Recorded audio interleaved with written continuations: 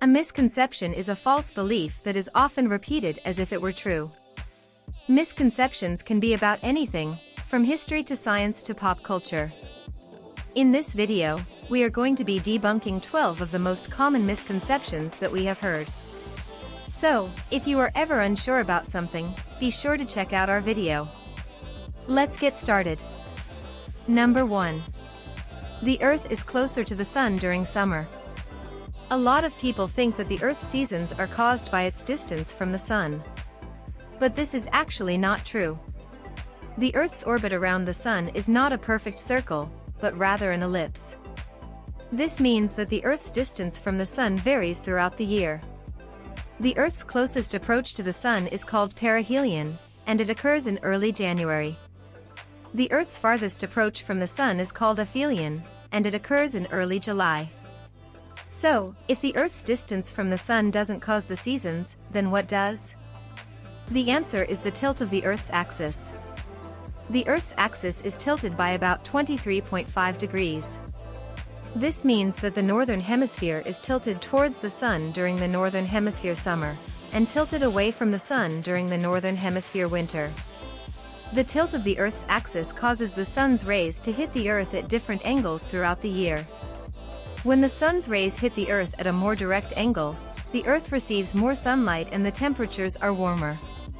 When the Sun's rays hit the Earth at a more glancing angle, the Earth receives less sunlight and the temperatures are cooler. So, while the Earth is closer to the Sun during the northern hemisphere winter, the tilt of the Earth's axis causes the southern hemisphere to experience summer during this time of year. Number 2. People use only 10% of their brain. The myth that we only use 10% of our brains may have originated from a misunderstanding of how the brain works.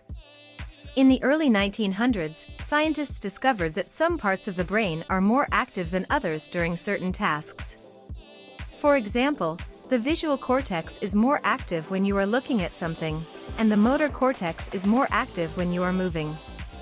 This led some people to believe that we only use the parts of the brain that are active during these tasks. However, we now know that all of the parts of the brain are active, even when we are not using them for a specific task. For example, the brain is constantly monitoring our environment and preparing us for potential threats. Even when we are asleep, our brains are still active, processing dreams and memories. The idea that we can unlock the unused parts of our brains and become smarter or more powerful is a myth.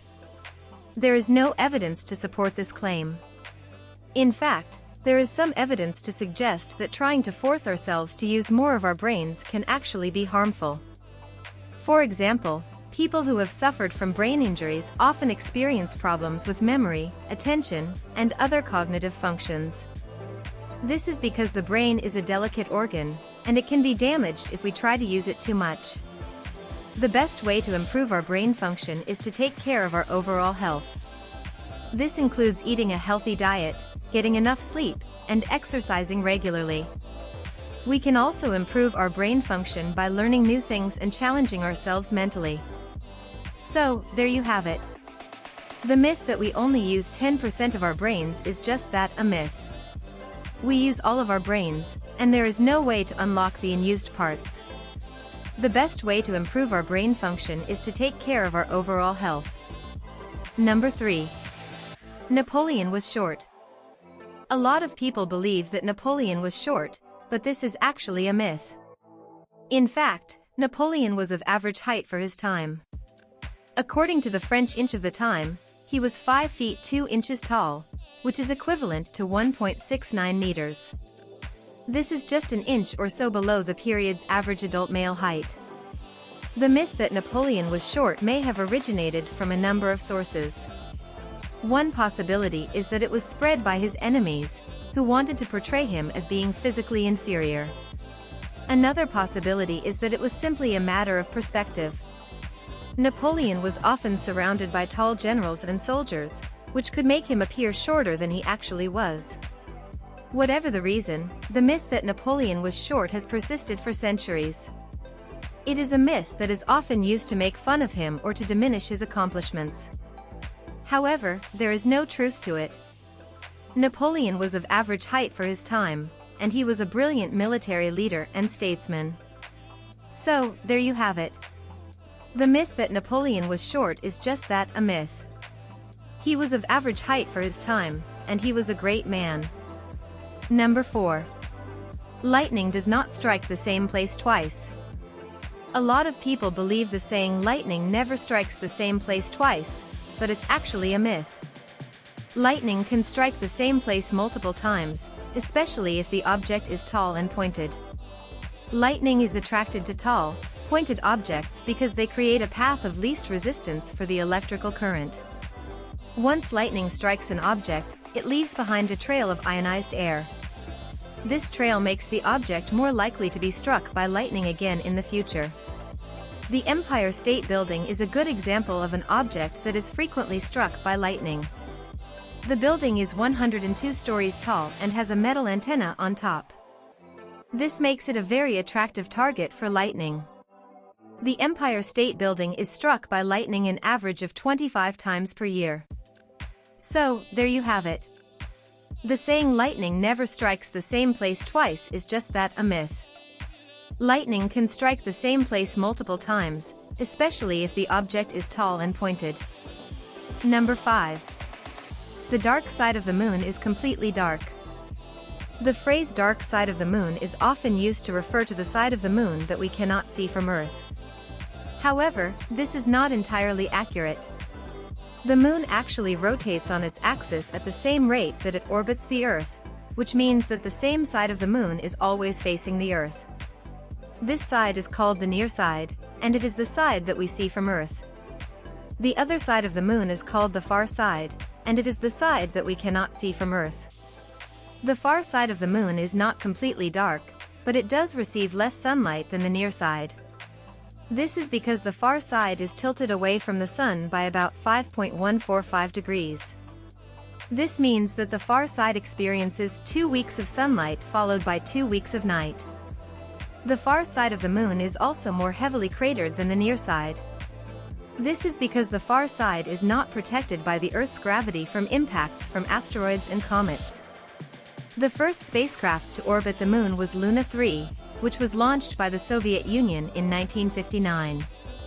Luna 3 took the first photographs of the far side of the moon, which were a major scientific breakthrough. Since then, many other spacecraft have orbited and landed on the moon, including the Apollo missions, which landed humans on the moon. These missions have provided us with a wealth of information about the moon, including the far side. So, there you have it. The dark side of the moon is not completely dark, but it is a mysterious place that has only recently been explored by humans. Number 6.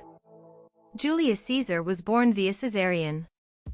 A lot of people believe that Julius Caesar was born via Caesarean section, but this is actually a myth.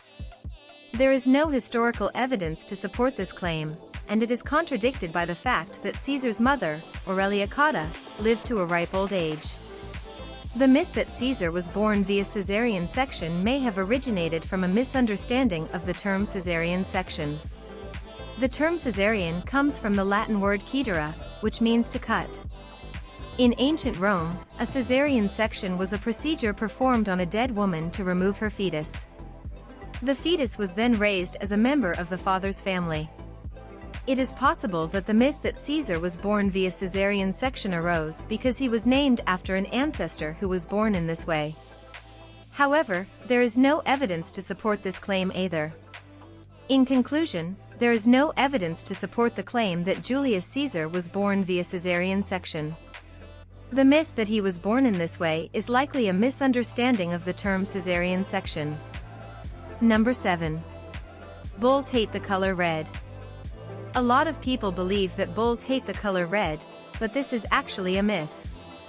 Bulls, like all other cattle, are colorblind to red. They can only see 2 colors, yellow and blue. The reason bulls charge at matadors' red capes is not because of the color, but because of the movement. The matador waves the cape in a threatening manner, which triggers the bull's fight or flight response. The bull charges at the cape in an attempt to defend itself. This myth about bulls hating the color red may have originated from bullfighting. In bullfighting, matadors use a red cape called a muleta to provoke the bull. The red cape is used because it is a highly visible color, which makes it easier for the matador to control the bull.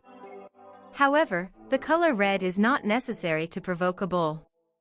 Bulls can be provoked by any object that is waved in a threatening manner.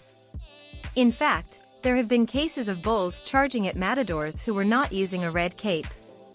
So, the next time you see a bull, don't be afraid of the color red. Be afraid of the movement. Number 8. The macOS and Linux operating systems are immune to malware. A lot of people believe that macOS and Linux are immune to malware. While they are generally more secure than Windows, they are still susceptible to attack. There are a number of reasons why macOS and Linux are more secure than Windows. First, they have a smaller market share, which makes them less of a target for attackers. Second, they are more open source, which means that security vulnerabilities are more likely to be found and fixed. Third, they use more secure default settings, which makes it more difficult for attackers to exploit vulnerabilities. However, no operating system is completely secure. There will always be vulnerabilities that can be exploited by attackers. This is why it is important to take steps to protect your computer, regardless of what operating system you use. Number 9. Sign languages are the same worldwide. There are over 300 different sign languages in use around the world, and they vary from country to country. Even in countries where the same spoken language is used, the sign language can be different. For example, American Sign Language and British Sign Language are both used by deaf people, but they are not mutually intelligible. This means that someone who knows American Sign Language will not be able to understand British Sign Language, and vice versa. The reason why sign languages are not the same worldwide is because they developed independently of each other. Sign languages are not based on spoken languages, but rather they developed naturally through interaction between people. As deaf people from different countries interacted with each other, they developed their own unique sign languages. There are some similarities between different sign languages, but these similarities are mostly limited to basic vocabulary.